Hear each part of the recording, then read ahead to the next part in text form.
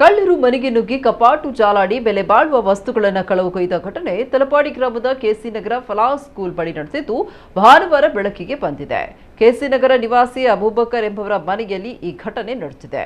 ಎಲಿಯಾರ್ ಪದವು ಅಂಗಡಿ ಹೊಂದಿದ್ದಂತಹ ಅಬೂಬಕರ್ ಅವರು ಕಳೆದ 25 ವರ್ಷಗಳಿಂದ ಸೌದಿ ಅಲ್ಕೊಬಾರ್ನಲ್ಲಿ ಉದ್ಯೋಗದಲ್ಲಿದ್ದು, ಕಳೆದ ಆಗಸ್ಟ್ ತಿಂಗಳಲ್ಲಿ ಅಬೂಬಕರ್ ಪತ್ನಿ ಝೀನತ್ ಪುತ್ರ ಇಜಾಮ್ ಹಾಗೂ ಪುತ್ರಿ ಸಫಾ ಈ ಮನೆಗೆ ಬೇಗ ಹಾಕಿ ಕುಟುಂಬ ಸಹಿತ ಸೌದಿಗೆ ಹೋಗಿದ್ರು.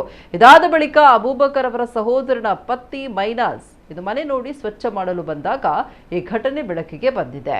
ಮನೆಯ ಮುಂಬಾಗಿಲನ್ನು ಒಡೆದು ಒಳನುಗ್ಗಿದ ಕಳ್ಳರು 4 ಕಪಾಟುಗಳನ್ನು ಒಡೆದು ಜಾಲಾಡಿದ್ದಾರೆ. ಆದರೆ ಕಳ್ಳರಿಗೆ ಚಿನ್ನಾಭರಣ ಸಿಕ್ಕಿಲ್ಲ. ಹಿನ್ನೆಲೆಯಲ್ಲಿ ಕಳ್ಳರು ಕಪಾಟಿನಲ್ಲಿದ್ದ ಬೆಲೆ ಬಾಳುವ ವಾಚ್, ಮೊಬೈಲ್ ಕಳವುಗೈದಿದ್ದಾರೆ. ಈ ಮನೆಯ ಕುಟುಂಬ ವಿದೇಶಕ್ಕೆ ಹೋಗುವ ಮೊದಲೇ ಚಿನ್ನಾಭರಣಗಳನ್ನು ಸೇಫ್ ಲಾಕರ್ನಲ್ಲಿ ಇಟ್ಟು ಹೋಗಿದ್ರು ಅಂತ ಅಬೂಬಕರ್ ಅವರ ಕುಟುಂಬಸ್ಥರು ತಿಳಿಸಿದ್ದಾರೆ. ಈ ಬಗ್ಗೆ ಅಬೂಬಕರ್ ಅವರ ಬಾಬಾ ಶೇಖಬ್ಬಾ ಉಳ್ಳಾಲ ಪೊಲೀಸರಿಗೆ ದೂರನ್ನು ನೀಡಿದ್ದಾರೆ. ಪೊಲೀಸರು ಪ್ರಕರಣ ದಾಖಲಿಸಿಕೊಂಡಿದ್ದಾರೆ.